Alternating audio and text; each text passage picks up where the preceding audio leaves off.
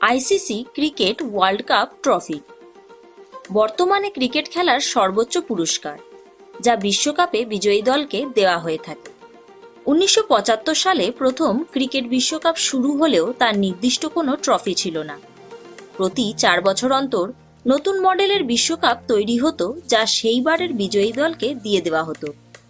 কিন্তু 1999 সালে আইসিসি অর্থাৎ ইন্টারন্যাশনাল ক্রিকেট কাউন্সিল প্রথম স্থায়ীভাবে বিশ্বকাপের ট্রফি তৈরির সিদ্ধান্ত নেয়। এই ট্রফির নকশা ও ট্রফিটি তৈরি করার দায়িত্ব পায় ইংল্যান্ডের গারার্ড অ্যান্ড কোম্পানি। এই ট্রফিটি রূপোলি ও সোনালী রঙের সমন্বয়ে তৈরি।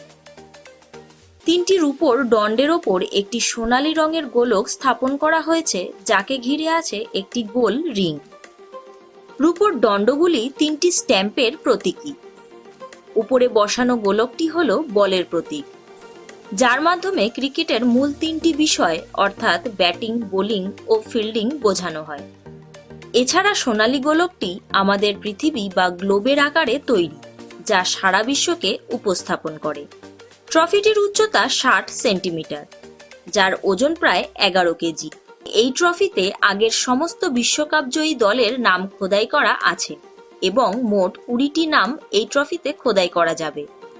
মজার ব্যাপার হলো, মূল ট্রফিটি আইসিসি বিশ্বকাপ জয়ী দলের হাতে তুলে দিলেও তা ফেরত নিয়ে নেয়। এই মূল ট্রফিটি আইসিসির কাছে সংরক্ষণ করে রাখা থাকে। পরিবর্তে একটি একই রকমের দেখতে ট্রফি বিজয়ী দলকে দেওয়া হয়।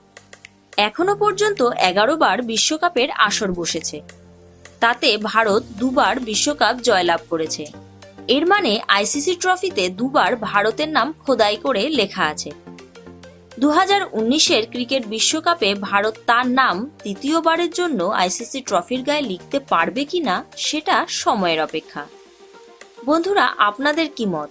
ভারত কি পারবে তৃতীয়বারের জন্য আইসিসি ট্রফির গায়ে তার নাম খোদাই করে ইতিহাস তৈরি করতে? আপনাদের মতামত নিচে কমেন্ট বক্সে লিখে জানাবেন। ভিডিওটি ভালো লাগলে লাইক করবেন, বন্ধুদের সাথে শেয়ার করবেন। সেই সঙ্গে এরকম আরো তথ্য জানতে অচেনা চোখে সাবস্ক্রাইব করে নেবেন। পাশে বেল আইকনটি প্রেস করে রাখতে ভুলবেন না। আজ বিদায় নেব, সবাই ভালো থাকবেন, ধন্যবাদ।